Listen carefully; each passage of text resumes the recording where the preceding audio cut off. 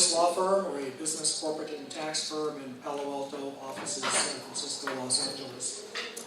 And this is pretty much what we do, is startup companies and startup company financing. So this is a really interesting panel for me. In fact, I feel like I have the best seat in the house here, and the best advantage since I get to ask the first questions.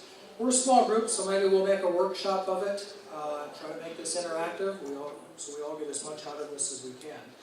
So our speakers, on the far left, of course, everybody knows Ezra, who is one of the founders here of Vator. He also, I didn't know this until I read your bio, he's a graduate of Columbia Business School. Yeah. And, I got a lot of paper. What's that? I got a lot of paper. A lot of paper. Very impressive. He's founded and co-founded several companies himself. He's been an entrepreneur. Now, of course, he works with Vator, and he's going to talk about a new sort of crowdfunding platform that I think that you guys are rolling out. So we'd be really interested to hear that. Alexander Mittal, I pronounce that right? Mittal. Alexander Mittal, he's the founder of Funders Club, one of the very big names, very big players in this space. So a Wharton grad, they call it the first online VC. Okay, an online VC. They do mostly early stage and growth stage venture capital investments of $250,000 to $500,000. And we are supposed to be joined by Alex Gurovich. He's coming, but he'll probably be a little late. He's a principal at Javelin Venture Partners. Has invested in several companies. They do a little. That's a VC, so their investments tend to be a little bit bigger, $1 million to $2.5 million. Consumer web, mobile, big data, and business intelligence. So with that, let me kick this off. The title of our half-hour panel is How to Raise a Round. I wonder if I could just throw it out again to the two of you. I get the first question, and I see this almost every day. Somebody comes into my office, and they're whatever issues they have, they're always looking for money. They're always in a fundraising mode, pretty much every company I see. And one of the first questions we have to confront is, gee, we've got so many alternatives out there now. It's not, you can go to friends and family, you can go to the institutions if you got traction and metrics. Now you can go online, go on crowdfunding sites. So what's the best way? What should people be thinking about in terms of how to raise their round if they need money? And I'll let whoever wants to start this off take that one. Go ahead. Sure, I'll jump in. So, how many people here are founders or aspiring founders? Just trying to get a sense of it. Okay, cool. So, like most of the audience here. So, I would actually take a step back if you're responding to the moderator's comments, Roger's comments. I always say the thing to do before raising capital is to just question if you should be raising capital right now, because we're sort of in this era where the default mode is like, I'm starting a company, therefore I should raise capital, and that's actually not always the right move. Running a business, creating value starts with talking to customers, talking to users, figuring out what they want, and building something simple to respond to that basic value, that quantum of utility, and iterating. And so I actually would say, and maybe this is a given before we were jumping in, but I emphasize that just because we see so many founders who are starting the fundraising process, I would say prematurely, when they haven't yet identified whether or not they're first of all, identified the right problem, are addressing it, and so forth. And I think you can just immensely save a lot of time without even considering the question that was just asked. If you start there, if you start with problem solving and talking to the market, so I just want to point that out. I guess so that I'm not like monopolizing time, like wanting to just jump in. So yeah, I mean, I agree with that. And there's some great entrepreneurs here at the event who bootstrapped their companies, who didn't raise a penny in capital. They control their businesses. They can do it at their own pace. They own the rents, the profits of their companies, and there's a lot to be said for people who don't raise capital. So I know we're all here to talk about raising capital, but we're all here to say, don't do it! But at the same time, if you are in a position where you do need to raise money, and you believe that raising money is going to be a key piece, and I spoke about this yesterday, that ultimately, in the very early stage, the money goes into building out, typically for the kinds of companies we're talking about this conference, it's going into building out the initial version of whatever the innovation is, the new product that's going to be going into building out that new product, and then sort of the later stages go into commercializing that product. So the first round is, can I prove out this idea? Can I show that this idea actually will have an opportunity to be a meaningful part of the economy? And then later rounds are, can I actually raise the capital required to commercialize this thing, build distribution channels, build the sales team, build the marketing platforms, and so on. So I think here we're talking about the early part, which is how do I get the money to build out my initial innovation? And that's the early round. And I think it's important to think that way also, because I talk to a lot of folks who say, well, I need to raise $5 million out of the gate. The reality is probably you don't. The cost of starting a company has gone down so much with Amazon Web Services and all the available ambient infrastructure. You can start companies on, 500K is the new 5 million, I hear people say. So you can do things much more efficiently. You should be thinking, how can I make my early round, to Alex's point, as small as possible, and how can I show as much and prove my point around my innovation as much as possible in the early days. So how you do it in an early stage, at the early point, I believe with crowdfunding, not crowdfunding, online, offline, ultimately early stage money is from people who have sort of one of three attributes. They know you and they like you. They know the idea and the market and they have an affinity for that thing. Or they're friends of one of those two people. So they know the person who knows you or really likes the idea. Those are the three ways you raise money at the early stage. And I think there's, anyway, we'll talk more about that, so I don't have a conversation. So thank you for that. That's an interesting comment. I wrote a blog post a couple of years ago called Why VC Financing is the Financing of Last Resort. And didn't make me very popular in the VC community. It might have been the only blog post anybody ever read, judging on all the emails I got. But that's a really good point. So do you really need to raise money? First of all, there's such a thing as going out too early, I suppose. Let's take a step back. Alex, could you tell us a little bit about the Funders Club platform and how that actually works? You say you're an online VC, but I'm not sure that all of us really understand what that means. Sure. So maybe a little history. So going back to 22 months ago now, my co-founder and I were looking at the landscape of financing, and we realized there's all these angel investors on the one hand, and founders who are raising early stage capital, seed stage capital on the other.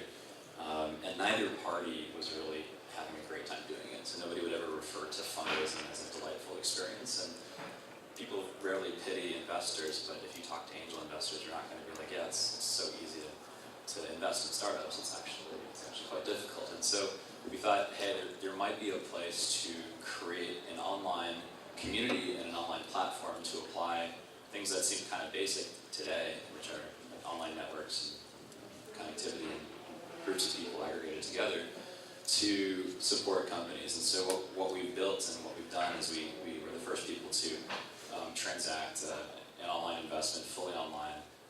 And the whole premise of this is it's not just about the capital, especially at the seed stage, early stage. It's about capital and more than that. And specifically what we're able to do is connect many, many people together, each of whom our members are what are called accredited individuals. They tend to be fairly accomplished. 20% or so of our members are C-level executives, another 20% are VPs and directors, or so 10% are former founders who've exited and are choosing to invest. And so it's being able to leverage the resources of that network as well as the capital. And so what we're doing is using software to connect you to those people and their capital, but to do it through an integrated platform. So Funders Club acts as an institutional investor.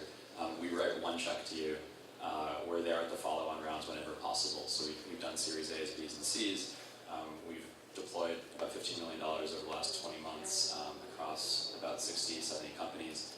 We've had 2 exits, and our companies raised follow-on capital. So typically we're there writing average check sizes of $250,000, and we see our companies raise follow-on rounds from Sequoia, Andreessen, and so forth, and everybody else. And really, we're just trying to help address that problem right now at the early stages of like how do you help round out a round. Typically, these days, even though you're not trying to raise 5, it's oftentimes hard still to raise a seed round. You still have to get together typically a couple $100,000, and that can be or more, and that can be difficult. We're really trying to provide an option for the most promising founders entrepreneurs to be able to take advantage of that. So first off, Alex and Funders Club have done amazing work, not just for the companies they're working with, but they've also moved a lot of regulatory dirt to help everybody else. So they've done a lot of work to make this very early, and this is a trading of securities is a highly regulated environment, and there's some things moving, but it still has a lot of definition, a lot of understanding what's possible, and they've done a great amount of work. They and Angel has done a great amount of work to sort of help kind of map out the landscape and work with the SEC to figure out what you can and can't do. In Vator's case, and I'll speak for Vator, my day job is as an advisor and investment banker, but since Bambi can't speak for Vator, I'll fill in and help give what Vator's working on. Vator, beyond the stuff you see here, is a social network for entrepreneurs and investors, and is also sort of walking its way into figuring out how to be a participant in the capital formation process. There's 100,000 members on Vator. There's thousands of accredited investors, lots of institutional capital as well as C-level people, entrepreneurs, founders, and so on. And obviously we see so far this year, I think about 300 companies sign up a month. So there's sort of both sides of the marketplace. There's demand and supply of capital, or demand for and supply of capital. And so we're trying to figure out, or Vator's trying to figure out how to help connect that, not just physically, but also in online. And so far, we haven't been creating the actual funds all the way to the point that Funders Club is doing, but we're facilitating on the platform reductions. And Bambi gave me some statistics, and it's been hundreds of indications of interest so far this year made on people wanting to invest on the fund, and we've had several million of transaction value that's happened not through the platform, but for companies basically that we're introducing connected over the platform. So we haven't, I would say, launched in the full sense of trying to actually form all parts of capital, but definitely trying to understand how to create the marketplace around it. And I think that the interesting thing is where I don't know where the questions will go from Roger, but where do you fall sort of, Alex's company is really, I would call it a VC. I mean, you really do provide the sort of alpha, the management of it. You have platforms like Angel as sort of just being everything to everybody and not really being directly involved and sort of having an opinion around placing capital and sort of market forces work. And they're kind of eking into this thing with syndicates, slowly trying to move up the value add chain. So it's interesting to see where crowdfunding is going to fall. Is it going to be people like Alex who really add a ton of value into the process, like a traditional VC, and really are just using the crowd to find the money? Or is it going to be the crowd sort of moving as a mob and really kind of social and who knows what Wild West dynamics happen kind of at the low end. So it's a fascinating marketplace to see how this asset class kind of gets unlocked and how the money actually starts to move. So let me ask both of you, what's the, so suppose a company here wants to, for example, get on the Vator platform or be part of the Funders Club. What's the process or the criteria or the barrier to entry? You say you've got hundreds of companies that are wanting to do this. I'm sure there's thousands that would like to. What's it take? Let's put it that way. I'll let Alex explain.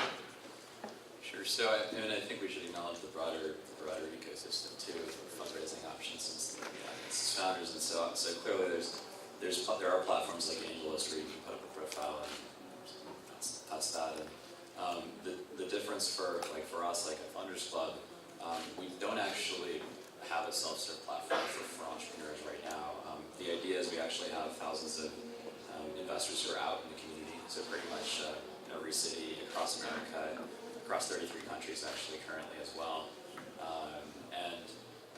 Our members are entrepreneurs, they're business folks, they're technical folks, they're out and about, and they're actually referring companies to us. And so we believe, and I'll explain where this came from, we believe in sort of valuing entrepreneurs' time. The worst thing ever is an investor who talks and talks and talks and never actually writes a check.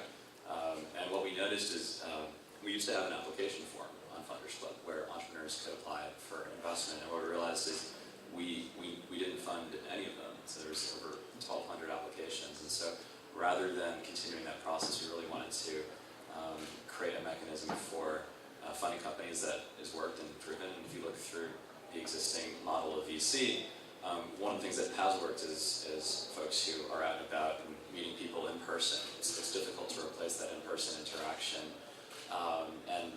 trying to adopt that, but to scale that through empowering our members. And again, we have thousands of people who are just regular folks, engineers, business folks, and so forth, out and about, to be able to refer a company out. Like, I'll give you a brief example of how that can happen. We had a member out in Indiana, when we're here in San Francisco, of course, who was college roommates with somebody, and 20 years later realized his old college buddy was starting a company, and he knew that his friend was very competent and capable, and referred him to the platform. And so that's how we work, and it's very particular. It's very, I would say, like, unique to Funders Club.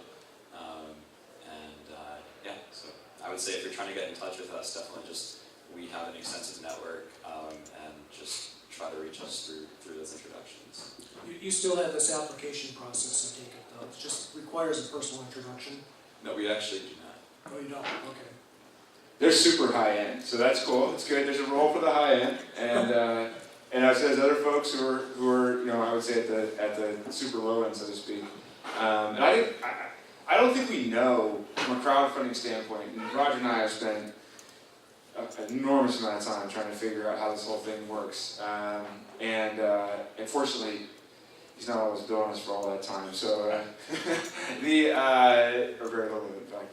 I think the question is, how is it really going to work? How is capital going to be formed consistently? I mean, I think that the traditional VC model, where you're sort of open sourcing the back end to get capital, but ultimately you're using the same dynamics of sort of a human-based decision process around, do I invest or not in this company? Do I like this founder? Am I using kind of the traditional VC dynamics? I think that's there's no reason that can't work, and given the lead that Funders Club has, are going to be successful in executing that model, I'm sure. I think the question becomes, on a more broad basis, it's super hard to pick early stage startups. I mean, I don't care who you are, how good you are, it's almost impossible to pick. And in fact, the smartest investment strategy might be to invest 1/10 of your money in 10 companies in the same category, and then see which one goes, at least you have a foot in the door, and then get a piece of the next one. Because you can't really pick, I don't care how good you are, it's super hard to pick. Even the best investor is wrong almost all the time. And so one of the benefits I think that we're going to see as the crowdfunding dynamics work out is a little bit more of an open marketplace. And so how do we differentiate companies that have maybe slightly better chances of being good companies? Their team, their traction, their social proof, their ability to form capital. There's a lot of things that you can look at and you can say these guys or gals are a little better than those ones. And I think that's going to be interesting to see how these platforms begin to show differentiation between ones that have a little bit better chance. Their beaks are a little longer than the other ones. They can make a little more.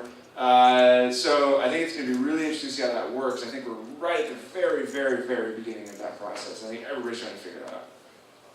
Can I be controversial? Sure. Controversial, do it. We're in Oakland. Occupy. So this is actually true. So what we just heard, I think, is definitely with the advent of platforms, right?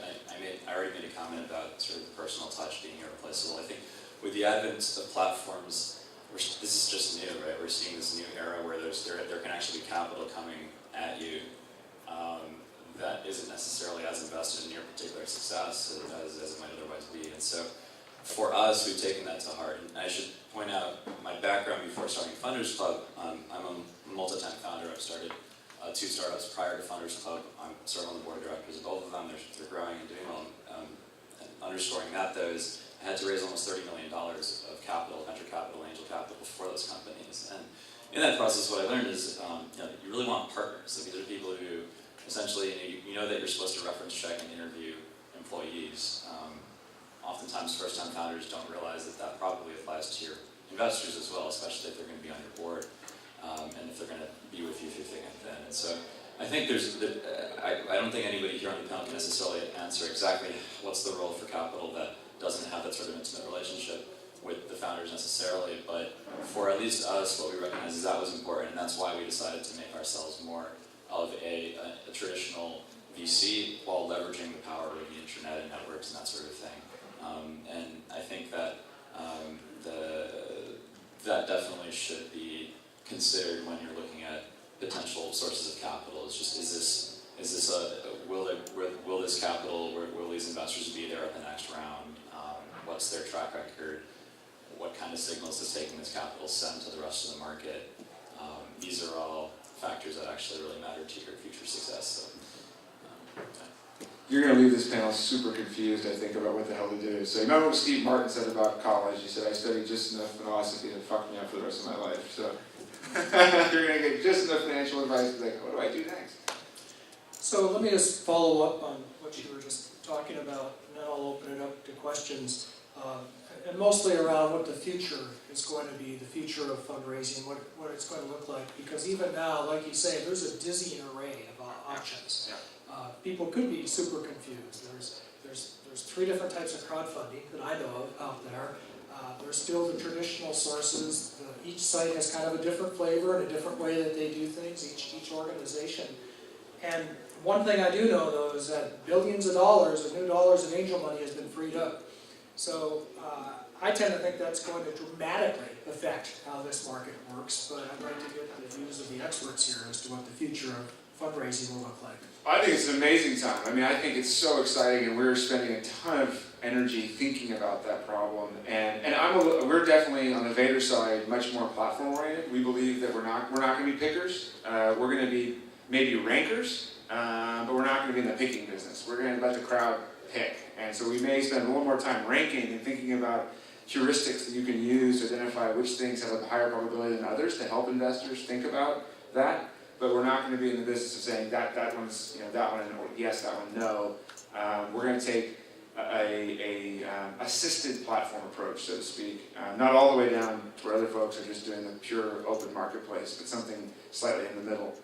That's where our thinking is. And then the question, as Alex said, I think right on, is early stage investors bring a ton more than money. 2 guys right there, Tom and Mike, were my early stage investors 20 years ago in Oakland. And I remember there was a meeting in Tom's basement with Mike McConnell, and he said, it doesn't matter that it's $500,000, take the money from Draper Fisher, they're going to give you more later. And at least you're in the game, don't be stupid. Stop arguing with them, take the money. We took the money, we ended up selling the company for a lot of money, raised $16 million, that company was $9 million over the course of the business. So that was 1994 or something. So the reality is, to Alex's point, the capital you get from early stage people, just getting it from a bunch of random people who fill out a form and send them a check, is not nearly as valuable as the advice that the idiot founder in his 20 needs to basically get his head screwed on straight and do the right things and not screw up their business. So there are value adds that investors bring, so it's not just about crowds. Crowds is probably useless and maybe it's going to be damaging. Sure, and so to answer the question, I think I love technology. I studied engineering in college, and the reason I do love technology is it moves everything, efficiency forward, everything becomes more efficient. One of the remarkable things about the times we live in, and this is like very fresh, very new, and it's a big deal, is for the first time private investing in startups is starting to feel that phenomena, the efficiency phenomena. For the longest time, the industry of venture capital and angel investing operated for the same way it did 50 years ago. So driving around Sand Hill Road, raising money from folks. There's actually, I think, this is statistics a little old, but I think a year ago there were 120 active seed stage investors. That means there are 120 decision makers essentially for what seed stage venture backable companies see the light of day, and that's kind of crazy almost to think that in this era that still was happening. And so to the point of the power of crowds, I think what's cool is it's not the mob crowd aspect, it's that the internet, and you see this in many ways from the early days of the internet where you've got message boards for really weird specific topics, or with Kickstarter and Indiegogo where you have really particular projects, creative projects, films, even pre-sales of certain products, really hitting it big. And I think the biggest example is the Pebble Watch, which was raised $10 million of pre-sales on Kickstarter. And that's new, and I think as that phenomenon moves into equity crowdfunding or startup investing more broadly, what is cool is now things that might not have been obviously fundable by those 120 or so decision makers back in the day can still be supported, and so and that's certainly new and exciting, and so I don't know if that's, what was your specific question? I want to make sure I'm. Well, I was asking about the future, what you think Yeah, the landscape is going to look like. So I think that's particularly exciting, but I also think that a lot of the lessons that have been learned over the last 50 years of in online, in offline VC don't change, right? So it's still very difficult to grow a business. You still are part of a broader financing ecosystem. As was pointed just now, traditional VCs still play a role, and to underscore that, in Pebble's case, they've raised $15 million of institutional capital. So we're all kind of part of this broader ecosystem, and I think the exciting thing is the front end of that funnel, the ideation, origination stage is becoming really, really efficient. And that's just exciting, because as you guys are being founders, coming up with novel ideas, like there are now more tools and options at your disposal, like online pre-sales, that kind of crowdfunding, like Kickstarter and Indiegogo, if you want to go for that, online equity crowdfunding. The ability for there to be more capital means there's more opportunity to just start things out. And I would follow, so following on that, I think at the high end there's an enormous amount of pent-up demand for early stage and private equity. I don't know if that demand knows it yet, but I know it's there, and I believe there's going to be a day when there's going to be a button on your Schwab portal that says, or your E-Trade, do you want to invest in this Funders Club opportunity? And I think that would be a great thing. People say, I'm in. I'd like to have $5,000 in that cool idea. And maybe it's because it's purely financial, maybe it's because it's just an interesting thing to be part of. Early stage investing is as much about being part of something as it is the return. At the us end of the spectrum, which is trying to get the money, crowdfunding or not, unless it's a creative project in certain rare cases, you still have to convince a person to invest in your company. Either online or offline, people make decisions about investing. They're actually writing a check that's relatively substantial, that's more than they're writing anybody else probably for almost anything except for their car or their house, to your company. And people will make that as a very personal decision. If you don't reach them here, there is no cloud. There is no money cloud you can just plug into and get money. You have to be ready to convince them and get them excited about investing in your company. Now, it may be enhanced online, but at this point, it's still very much a personal process. Okay, questions from the audience, right over here. So Indiegogo and Kickstarter are a lot about the passion for the product. Yeah.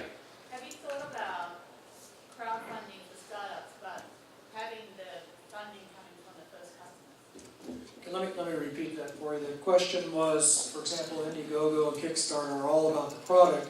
You're saying, what about crowdfunding and getting the money from the first customer? I'll just say we've already done that, actually, in some cases where it makes sense. So, for example, we funded a company called Boosted, which makes ultralight, ultra-portable vehicles. And so some of their earliest customers also came on our platform and were able to back them as equity investors through Funders Club. And so we're seeing that. I think there's like a nuanced, and I want to make eyes glaze over here, but there's like a nuanced legal reason why you don't see more of that happening. And it has to do with the fact that today, only what are called accredited investors, which are ultra high net worth, essentially individuals earning more than $200K a year of salary or who have $1 million of net worth, are legally in the United States allowed to invest. And so you can imagine just how big of a segment of any given company's customers that just eliminates as being able to invest. And so unfortunately today, right now in 2014, it's not something that is as common as could otherwise be. But I could make the argument for why that is actually preferred over product pre-sales. It sort of aligns the interest. If you have somebody who's really passionate about a team and about an idea in a market and the opportunity, having them be equity holders in it versus expecting a product just changes the dynamic. Whereas if you pre-ordered a product, you're like, where's my thing? Come on, and if it's late, you get angry. Versus if you're an equity holder, you really want to help them problem solve through that challenge.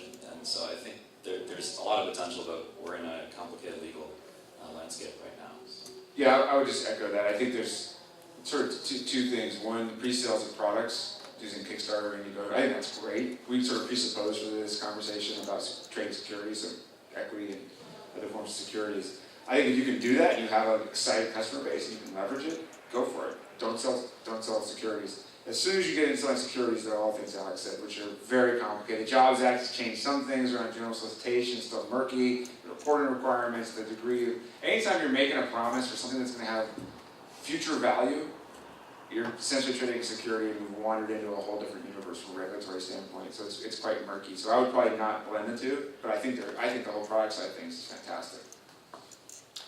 And I would add, just be really careful who your shareholders are. I mean, you're being married to these people, you want to pick them carefully. We had another question here. Here we go. Yep. Kind of a nuts and bolts question. You were saying that a lot of early stage really is just still friends and family, people who know you. And my image, I started a bunch of companies in Japan, I haven't done it in the States. Is it still typically you do a convertible note, which converts at a Series A? I mean, what do you do if you're raising $50,000 from your own? How do you? Don't lose it. Let me restate the question for you. That's a really great question. It's what is the security that you guys are selling on your platform or through your investment network? Sure. So, I mean, to answer your question, there's two questions technically, right? So your question was what securities are we investing in? The answer is like all of them. There's equity, there's convertible notes, and there's a new thing called safes.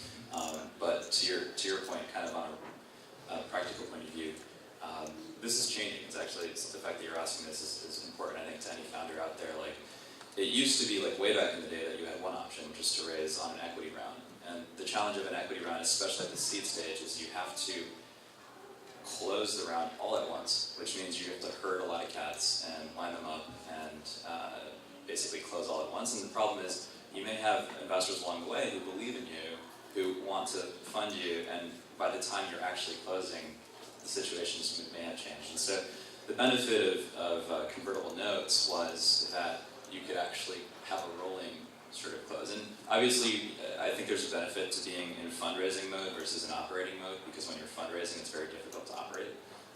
Pretty much all you're doing is talking to investors and that kind of thing, and that can be quite burdensome. But certainly they give you the ability to close on capital when there's capital available to you versus having to close a big equity round. Now there's a whole debate of does it make sense to do convertible notes or equity, but I think that advantage from a founder's point of view totally makes it obvious what the answer is for a founder. The SAFE that I was talking about, SAFE, it's an SAFE, as it is an acronym. It's essentially it's a warrant, basically. It's convertible equity. It's convertible equity, and it's essentially like a convertible note without an interest rate or a maturity date. So it's actually technically even more founder friendly. Is it a discount? So when it converts, you get off the Series A. It's up to you. And so actually, this is another point. Is I think that sometimes founders think that ultimately the market will set what your terms are, because if you go out and say, hey, we're raising with this cap or this discount or whatever, and nobody wants to fund you, right? It's essentially you're at the market. But I do think you have some ability to control that dynamic by being the one to provide the docs and the paperwork. You don't necessarily need to look to in this day and age. And this may be specific to the Bay Area. I think if you get out to the East Coast, where I've also raised capital in Philadelphia, for example, it's more typical to look to an outside group to issue you some sort of terms of investment. But it's more common these days for founders to sort of propose the initial terms. And so I just being cutting to the chase, I would say convertible notes or safes are probably the way to go for your seed round versus equity. Yeah, I'll keep it really short because I think we're out of time, but the convertible notes also, the other piece is they punt the valuation question. So,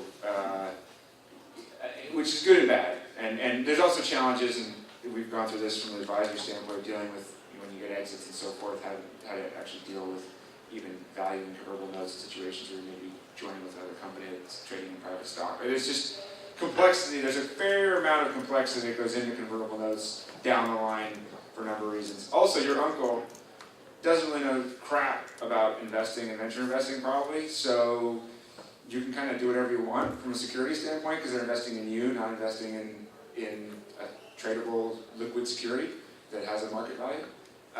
So I would say as a closing point, as an ethos, you want your early stage investors to make money. It's not you versus them, it's you with them. And they're your partners, they're taking an enormous amount of risk. They're probably going to lose their money, so because of that risk, they should get a good, solid, awesome return. And you should be excited to make money for them because they're betting on you. And I think that too many people, like a great white, their eyes flip over as soon as they get in a VC or evaluation discussion when they're raising early stage money, and it becomes a me versus them.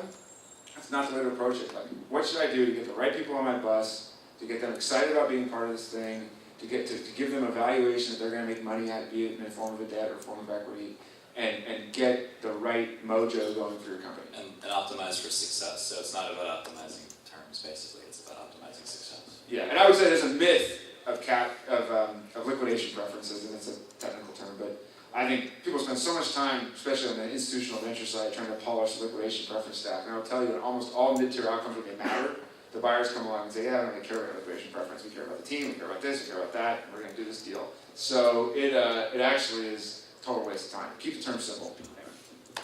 Okay, with that, we're out of time. I'd like to thank our panelists, and thank you folks for being here.